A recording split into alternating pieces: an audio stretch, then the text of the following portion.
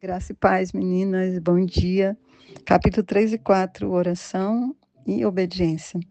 E nós já chegamos nesse ponto, tendo uma clareza de como espiritualmente falando nós queremos estar daqui a X tempo, que ela colocou lá 10 anos, mas creio que cada um pode colocar também um tempo. Aliás, eu até ouso dizer que hoje nós vamos proclamar que a gente vai terminar esse dia muito melhor, espiritualmente, mais cheias do Espírito Santo do que nós estamos nesse exato momento, em nome de Jesus.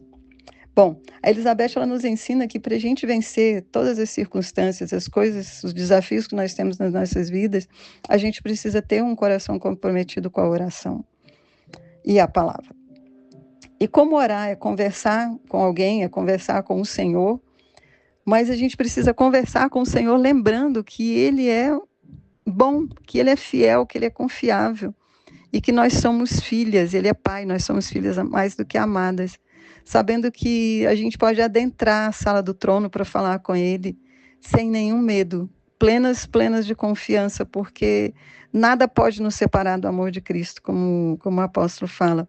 Mas a gente precisa ser muito sincero a falar com o Senhor, e a gente precisa ser sincero quanto às fraquezas, as limitações que a gente está enfrentando, que a gente precisa até pedir ao Senhor para que nós possamos ver quais são, o que é que tem nos afastado dele, o que tem nos impedido de ser mais dele, né?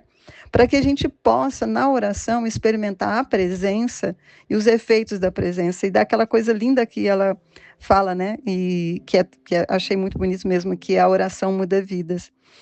Mas achei muito interessante quando ela traz para a gente a necessidade de dominar a língua, no caso que ela trouxe, era o caso dela.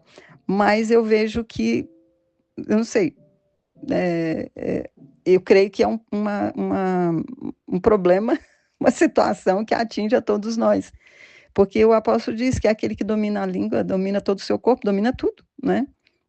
Até porque nos salmos, enfim, na palavra sempre está falando, né? Senhor, coloca guarda essa minha boca, vigia a porta dos meus lábios. Então, nós precisamos saber melhor usar as nossas palavras, porque da mesma boca não pode sair palavras de bênção e maldição.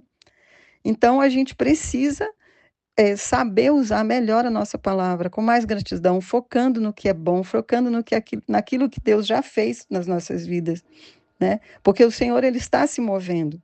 E a oração, gente, ela faz parte da gente, né? Ela parte de nós. Então, nós precisamos profetizar, nós precisamos insistir, nós precisamos proclamar que aquilo que o Senhor fala na palavra vai se cumprir nas nossas vidas.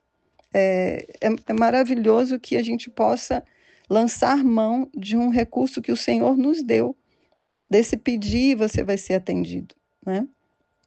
Uma outra coisa muito interessante também que eu vi no capítulo 4, que é sobre Saul e Davi, e de como que Saul ele era movido, né? E a gente, cada um aqui vai começar a prestar atenção com quem mais a gente se parece, que Saul era movido pelo olhar e o apreço dos outros. A referência de Saul eram os outros, as outras pessoas. Ele queria ser amado e compreendido, ele queria agradar as pessoas, e isso fez com que ele caísse lá na frente, né? Isso leva ele a cair. Ele não tinha uma identidade firmada em Deus. Então, quando a gente, aquilo eu já falei, quando a gente não sabe quem a gente é, de quem nós somos filhos, a gente também vai ficar comprometido, porque o nosso foco, a nossa referência passa a ser o mundo, passa a ser as pessoas, né? Então, Saul, ele não sabia depender de Deus.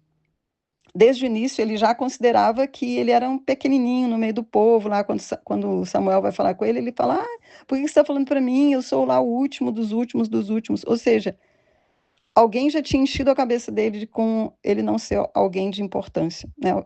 Já tinham colocado isso dentro dele.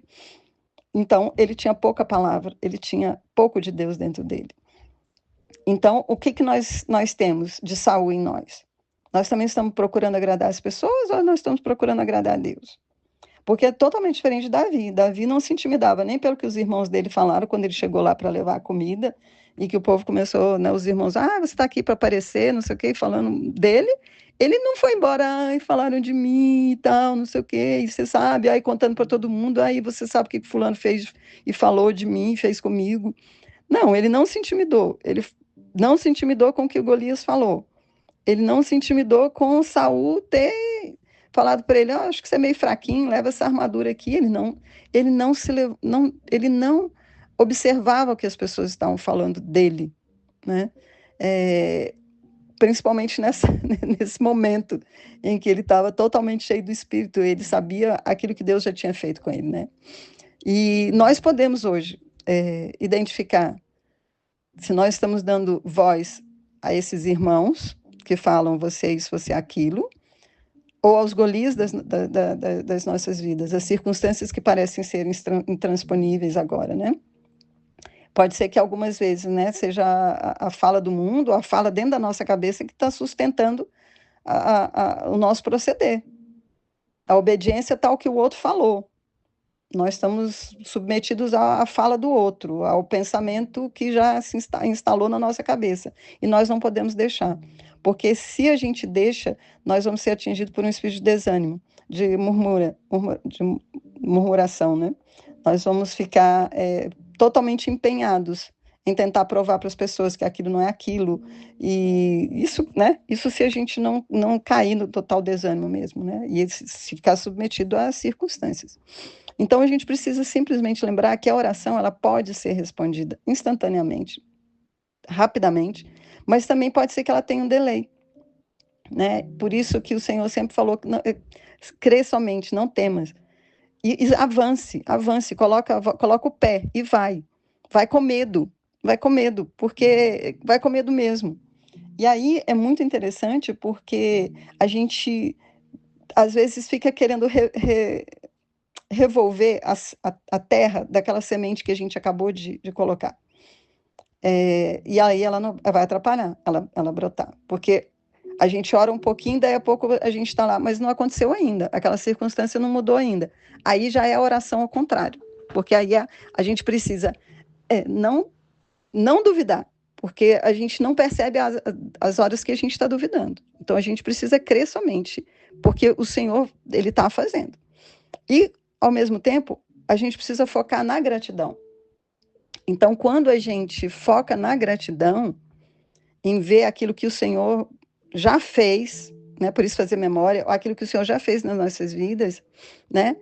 Aquilo que o Senhor, ele fala na palavra a nosso respeito, eu sou o que a Bíblia diz que eu sou, eu tenho o que a Bíblia diz que eu tenho, e não o que o mundo diz, o que as circunstâncias dizem. Esse exercício de dominar nossa mente vai fazer com que o tempo que pode levar para acontecer e manifestar alguma coisa na nossa vida, ele vai acabar sendo menos importante. Porque você vê que Jesus, ele não... Quando ele foi curar o cego lá, que fez a argila lá, a coisa da terra lá, com cuspe, ele não desistiu lá quando ele perguntava, então você está vendo? Ah, não estou vendo, é mais ou menos. Aí Jesus, então tá bom. Então, olha, volta outro dia, porque hoje não está funcionando. Jesus não fazia isso, Jesus continuava.